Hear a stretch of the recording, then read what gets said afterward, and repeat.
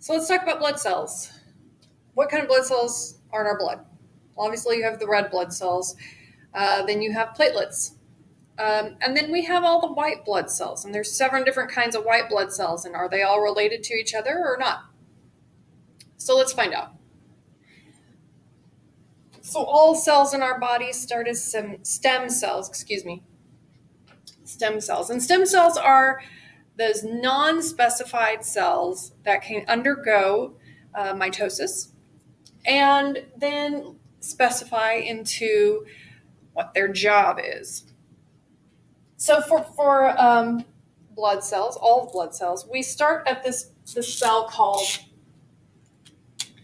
pluripotent stem cell. And so if you know any Latin, pluri means many, potent meaning power.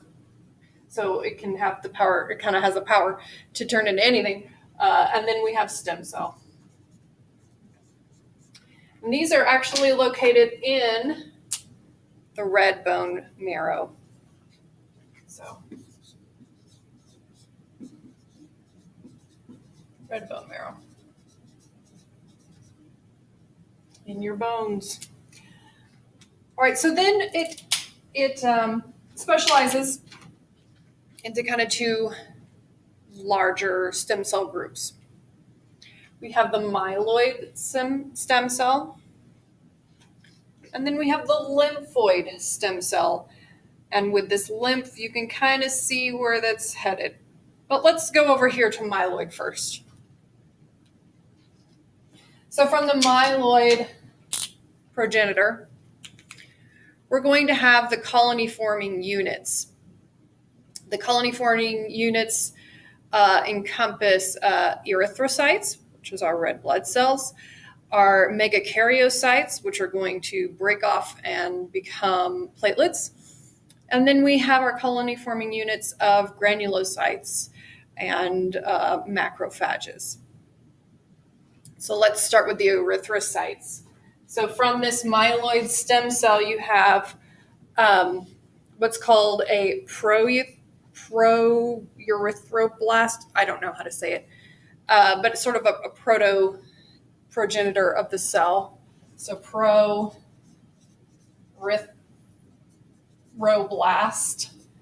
That blast usually means it's going to become something else. And the thing it becomes is a reticulocyte.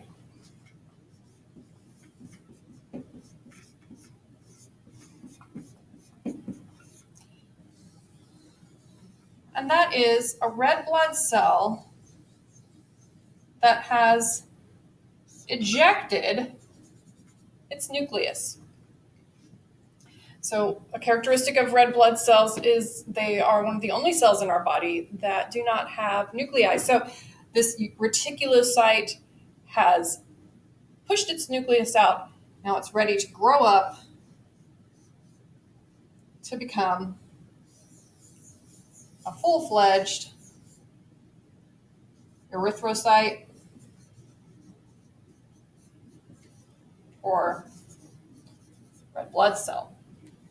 And we can go into what the maturing of a red blood cell looks like later. But as far as its progeny, it's proerythroblast, reticulocyte, and then a red blood cell. So also from this myeloid stem cell family, we have the megakaryocytes or the megakaryoblast.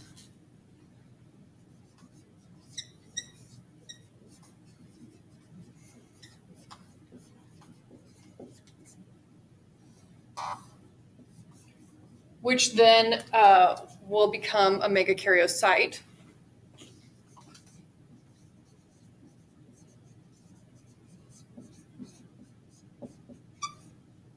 Which is this giant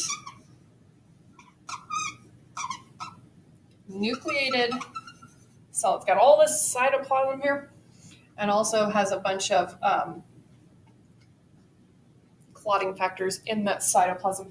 And then it will kind of break off and sort of bud off and become platelets that will buzz around our bloodstream. Platelets.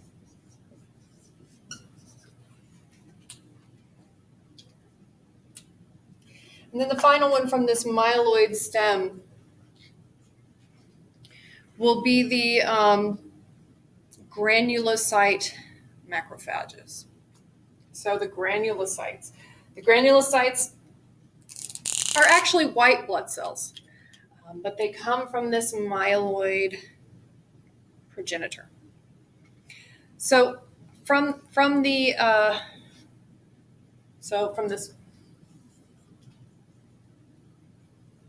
granulocyte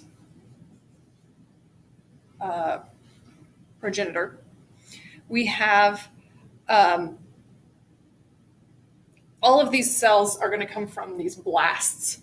So you can just assume, I'm going to go straight to the kind of cells they become, but just assume that you can take the cell name and then just put blast on the back of it and you'll get its progenitor. So you get eosinophils,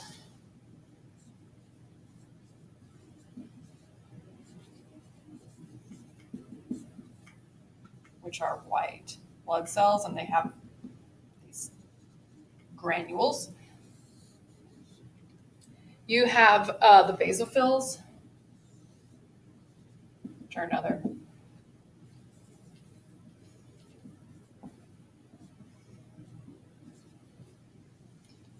We have neutrophils, which are a little bit foggier.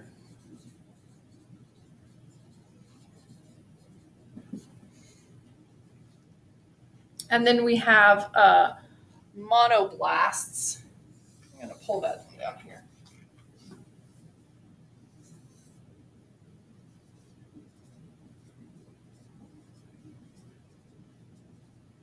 Which eventually become, when they cross into the interstitial fluids, then they're called macrophages. And they're these big intruder-eating cells, the macrophages.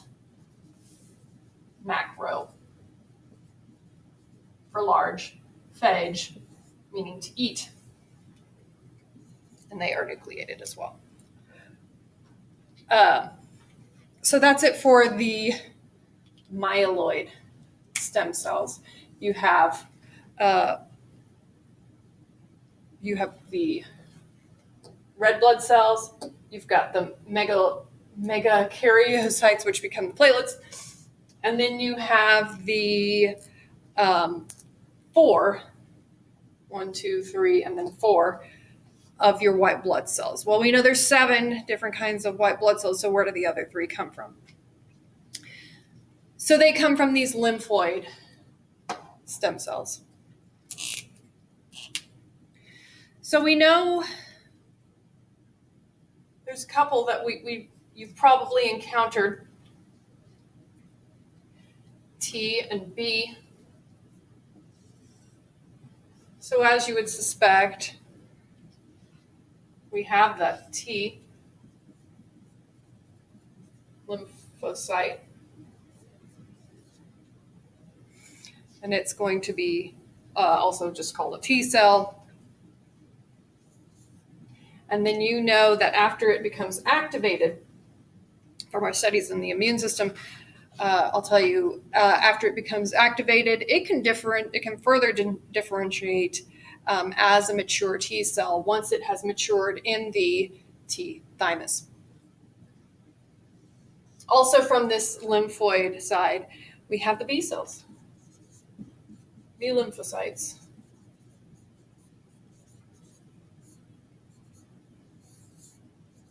And similarly, they will mature. And once they are activated by the helper T cells, they can differentiate and have into plasma cells and memory B cells. Finally, you have natural, I don't even know if you can see this,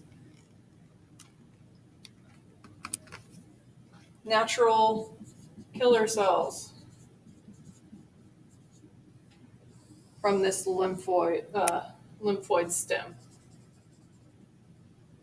And they are also part of that lymph and immune system. So we have, from the myeloid, we have 1, 2, 3, 4, 5, 6, 7, 8, 9. From the lymphoid stem. So hopefully that kind of gives you an idea of what comes from where, and then how they migrate through the body and where they start out. All right.